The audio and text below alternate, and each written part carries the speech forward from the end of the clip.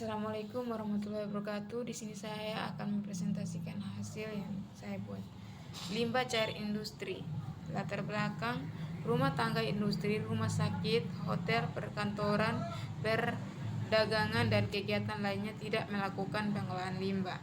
Dampak: penurunan kualitas lingkungan atau gangguan kesehatan dan kehidupan biotik, kerusakan benda. Tujuan: 1. Mengetahui dampak yang ditimbulkan dari air limbah. Mengetahui karakteristik air limbah. Yang kedua, mengetahui parameter air limbah. Yang ketiga, mengetahui cara pengolahan air limbah. Yang keempat, mengetahui solusi dari permasalahan air limbah yang terjadi. Apakah air limbah itu? Air limbah atau air buangan adalah sisa air yang dibuang berasal dari rumah tangga, industri maupun tempat-tempat umumnya, dan pada umumnya mengandung bahan-bahan atau zat-zat yang dapat membahayakan bagi kesehatan manusia serta mengganggu lingkungan hidup. Sumber air limbah: domestic wastewater dari pemukiman penduduk, industrial wastewater dari kegiatan industri, municipal wastewater dari perkotaan, perdagangan, hotel, restoran, tempat-tempat umum. Dampak buruk air limbah: gangguan kesehatan dan kehidupan biotik, penurunan kualitas lingkungan, gangguan terhadap keindahan, gangguan kerusakan benda. Karakteristik air limbah: karakteristik fisik terdiri dari 99,9% air, sedangkan kandungan bahan padatnya mencapai 0,1% dalam bentuk suspensi padat yang volumenya bervariasi antara 100 sampai 500 ml. Karakteristik kimia: biasanya bercampur dengan zat kimia organik yang berasal dari air bersih dan zat organik dari limbah itu sendiri.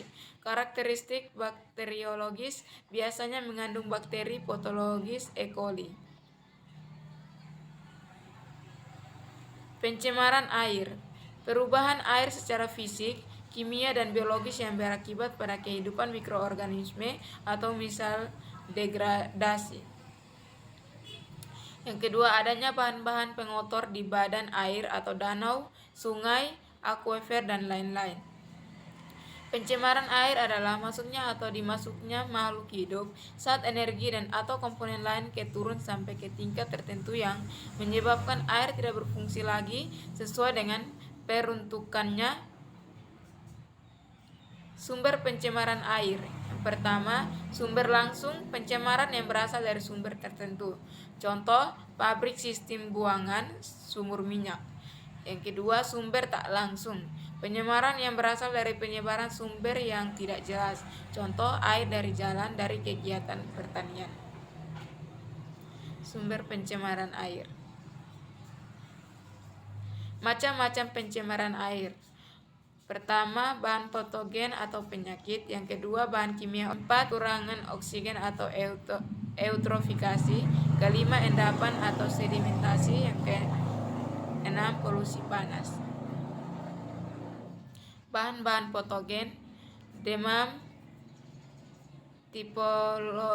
tifoid atau tifus, kolera, disentri.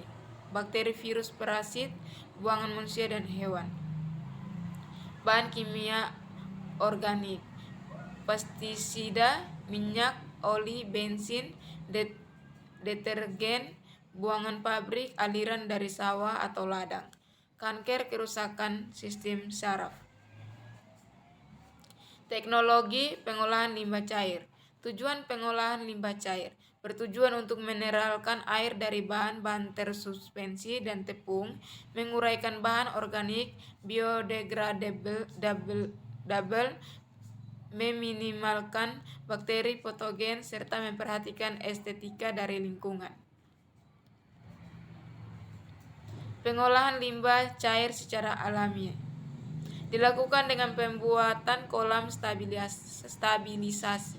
Dalam kolam stabilisasi, air limbah diolah secara alamiah untuk menetralisasi zat-zat pencemar sebelum air limbah dialirkan ke sungai. Kolam stabilisasi yang umum digunakan adalah kolam anaerobik, kolam fakultatif atau pengolahan air limbah yang tercemar bahan organik pekat, dan kolam maturasi atau pemusnahan mikroorganisme patogen. Karena biaya yang dibutuhkan murah, cara ini direkomendasikan untuk daerah tropis dan sedang berkembang. Pengolahan limbah secara alamiah. Secara anaerobik, penguraian bahan organik dilakukan tanpa menggunakan oksigen. Hasil akhir aktivitas anaerobik adalah biogas, uap air, dan ekses sludge.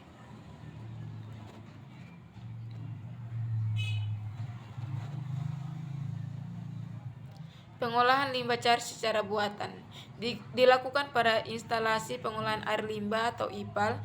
Pengolahan ini dilakukan melalui 3 tahapan, yaitu primary treatment atau pengolahan pertama, secondary treatment atau pengolahan kedua, dan tertiary treatment atau pengolahan lanjutan.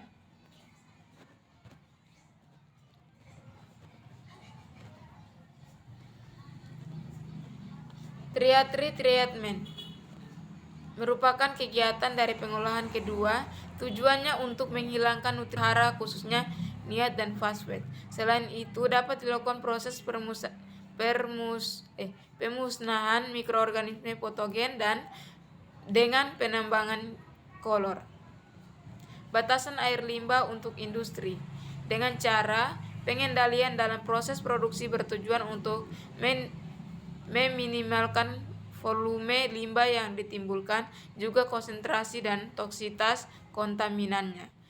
Yang kedua, pengendalian setelah proses produksi dimaksudkan untuk menurunkan kadar bahan pencemar sehingga pada akhirnya air tersebut memenuhi baku mutu yang sudah ditetapkan. Pengolahan secara fisika. Pada umumnya, sebelum dilakukan pengolahan lanjutan terhadap air buangan, diinginkan agar bahan tersuspensi berukuran besar dan yang mudah mengendap atau bahan-bahan yang terapung disisihkan terlebih dahulu. Penyaringan atau straining merupakan cara efisien dan murah untuk menyisihkan bahan tersuspensi yang berukuran besar. Bahan tersuspensi yang mudah menghadap dan disisihkan secara mudah dengan proses pengendapan.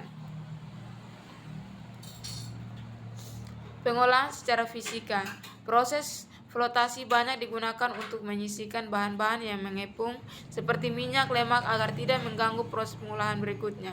Flotasi juga dapat digunakan sebagai cara penyisihan bahan tersuspensi atau clarification atau pemekatan lumpur endapan atau slug thickening dengan memberikan aliran udara ke atas atau air flotation. Proses filtrasi di dalam pengolahan air buangan biasanya dilakukan untuk mendahului proses adsorpsi atau reverse osmosisnya akan dilaksanakan untuk menyisihkan sebanyak mungkin partikel tersuspensi dari dalam air agar tidak mengganggu proses adsorpsi atau menyumbat membran yang dipergunakan dalam proses osmosa. Proses adsorpsi biasanya dengan karbon aktif dilakukan untuk menyisihkan senyawa aromik, misalnya fenol, dan senyawa organik terlarut lainnya, terutama jika diinginkan untuk menggunakan kembali air buangan tersebut. Teknologi membran atau reverse osmosis biasanya diaplikasikan untuk unit-unit pengolahan kecil, terutama jika pengolahan ditujukan untuk menggunakan air yang diolah. Biaya instalasi dan operasinya sangat mahal. Pengolahan secara kimia. Pengolahan air buangan secara kimia biasanya dilakukan untuk menghilangkan partikel-partikel yang tidak mudah mengendap atau koloid, logam-logam berat, senyawa fosfor, dan zat organik beracun dengan membubukkan bahan kimia tertentu yang diperlukan. Penyisihan bahan-bahan tersebut pada prinsipnya berlangsung melalui perubahan sifat bahan tersebut, yaitu dari tak dapat diendapkan menjadi mudah diendapkan atau flukasi atau koagulasi, baik juga atau tanpa reaksi oksidasi reduksi, dan juga berlangsung sebagai hasil reaksi oksidasi.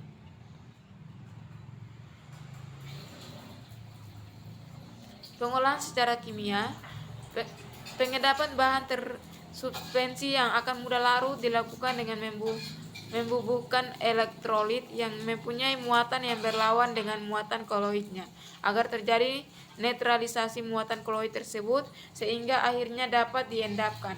Penyisian logam berat dan senyawa fosfor dilakukan dengan membubuhkan larutan alkali atau air kapur misalnya sehingga terbentuk endapan hidroksida logam-logam tersebut atau endapan hidroksiapatit. Endapan logam tersebut akan lebih stabil jika pH air 10,5 dan untuk hidroksiapatit pada pH 9,5. Khusus untuk krom heksavalen sebelum diendapkan sebagai krom hidroksida CrOH3 terlebih dahulu direduksi menjadi krom trivalen dengan membubuhkan reduktor VSO 4SO2 atau Na2S2O5. Pengolahan secara kimia, koagulasi dan flokulasi konversi polutan atau koloid tersuspensi menjadi gumpalan-gumpalan yang dapat diendapkan, disaring atau diapungkan. Bentuk koloid sebagian besar dari polutan sulit mengendap, kekeruhan sehingga perlu digempalkan dan proses koagulasi atau flokulasi, proses penambahan keunggulan dan flokulan. Destabilisasi sistem koloid atau pengurangan daya tolak atau netral elektrostatik berbentuk mikroflok, terbentuknya mikroflok yang dapat diendapkan, disaring, diapungkan. Cara menentukan titik samping air limbah. Berdasarkan Undang-Undang No 32 Tahun 2009 tentang perlindungan dan pengolahan lingkungan hidup mengamanatkan bahwa air limbah industri harus dipantau secara berkala. Data yang diperoleh dari lokasi pemantauan dan titik pengambilan harus dapat menggambarkan kualitas air limbah perayaan penerima. Cara penentuan titik sampling air limbah. Tujuan penentuan lokasi dan titik pengambilan sampel antara lain adalah 1. Mengetahui efisiensi proses produksi. Caranya adalah sampel diambil dari bak kontrol air limbah sebelum masuk ke pipa atau saluran pembuangan yang menuju di instalasi pengolahan air limbah atau IPA. Pengambilan sampel di lokasi ini dilakukan apabila suatu industri menghasilkan berbagai jenis produk dengan proses produksi dan karakteristik limbah yang berbeda. Semakin kecil konsentrasi air limbah dan beban pencemaran, efisiensi produksi semakin tinggi dan begitu juga sebaliknya. Mengevaluasi efisiensi IPAN. Caranya adalah sampel diambil pada titik masuk intel dan titik keluar outlet IPA dengan memperhatikan waktu retensi sampel harus diambil pada waktu proses industri berjalan normal. 3. Mengendalikan penyebaran air.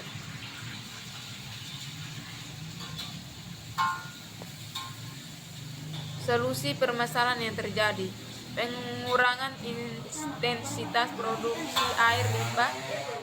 Yang kedua, kegiatan pengolahan air limbah. Yang ketiga, pengawasan dan pengukuran kualitas lingkungan berkala. Yang keempat, penegakan peraturan yang ada. Yang kelima, sosialisasi tentang pencemaran akibat air limbah. Sekian dan terima kasih. Assalamualaikum warahmatullahi wabarakatuh.